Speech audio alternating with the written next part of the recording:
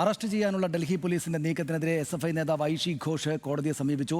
Warrant റദ്ദാക്കണമെന്നാവശ്യപ്പെട്ട് Patiala house കോടതിയാണ് സമീപിച്ചത്. അതേസമയം AKG ഭവനിലെ അറസ്റ്റ് നീക്കം നേതാക്കൾ തടഞ്ഞതോടെ ഇന്നലെ രാത്രിയിലും തെരച്ചിൽ നടത്തി ഡൽഹി പോലീസ്. അർദ്ധരാത്രിയിലും AKG ഭവനിൽ മഫ്തിയിൽ ഐഷിയെ തിരക്കി എത്തി പോലീസ്. വിവരങ്ങളുമായി ശരത്ലാൽ ചേരുന്നു. ശരത്ലാൽ, ഈ അറസ്റ്റ് നടപടികളുമായിട്ട് മുന്നോട്ട് പോവുക എന്നൊരു തീരുമാനം നിശ്ചയമായിട്ടും സർക്കാരിനും ഡൽഹി പോലീസിനും ഉണ്ടാകും എന്നല്ലേ മനസ്സിലാക്കേണ്ടത്? ഇന്നിപ്പോൾ JP നദ്ദ രാജ്യസഭയിൽ ഇതൊക്കെ സ്വാഭാവികമായ കാര്യങ്ങളല്ലേ എന്ന് പറയുന്നതും അതോട് ചേർത്ത് വെച്ചാൽ തെറ്റുണ്ടാകുമോ? എന്താണ് അവിടെ നടക്കുന്നത്?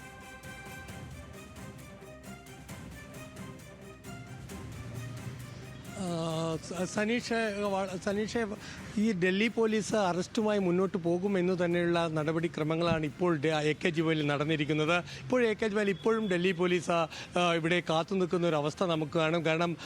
കാരണം AKG ഭവനിലെ ഡൽഹി പോലീസിൻ്റെ വാഹനങ്ങൾ റോന്തു ചുറ്റിക്കൊണ്ടിരിക്കുന്നു. ഇവിടെ ITBPയുടെ സേനാംഗങ്ങളുണ്ട്. നേരത്തെ ജോൺ ബ്രിട്ടാസ് അല്പസമയം പറഞ്ഞത്, കാരണം ഇത്തരമൊരു ന്യായീകരണം JP നദ്ദ നടത്തിയത് തന്നെ രാജ്യസഭയിൽ ഈ അറസ്റ്റ് ചെയ്യാൻ വേണ്ടി തന്നെയാണ് എന്നത് തന്നെയാണ് സർക്കാരിൻ്റെ നീക്കമെന്ന് തെളിയിക്കുന്നതാണ്. അതിൻ്റെ രീതിയിലുള്ള ഒരുക്കങ്ങൾ നമ്മൾ ഇവിടെ കാണുന്നുണ്ട്. ഡൽഹി പോലീസിൻ്റെ മറ്റൊരു സംഘവും കൂടി ഇവിടെ ഇപ്പോൾ അല്പസമയത്തിന് മുമ്പിൽ എത്തിക്കഴിഞ്ഞിട്ടുണ്ട്. കാരണം ഈ 2 മണിയോട് കൂടിയിട്ട് പട്യാല കോടതി ഹർജി പരിഗണിക്കുന്നുണ്ട്.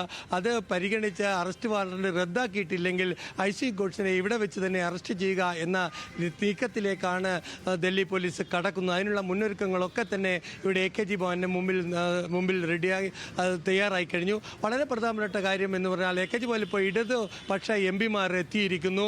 അത് ജോസ് കെ മാണി അടക്കമുള്ള ഇടതുപക്ഷത്തെ MP-മാർ AKG ഭവനിൽ എത്തിയിട്ടുണ്ട്.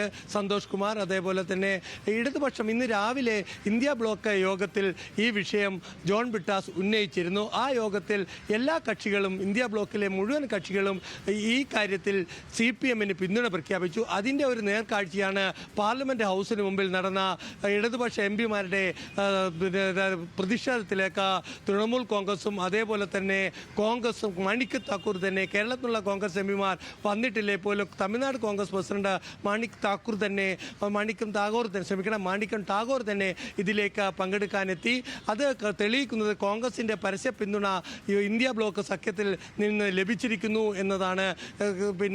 CPM-ന് ഏതായാലും വിഷയം ഇപ്പോൾ മല്ലികാർജ്ജുന ഖാർഗെ രാജ്യസഭയിൽ വ്യക്തമാക്കിയതോടുകൂടി രാജ്യസഭ തടസ്സപ്പെടുത്തിയോടെ വിഷയം ഒരു ദേശീയ വിഷയമായി മാറിക്കഴിഞ്ഞിരിക്കുന്നു.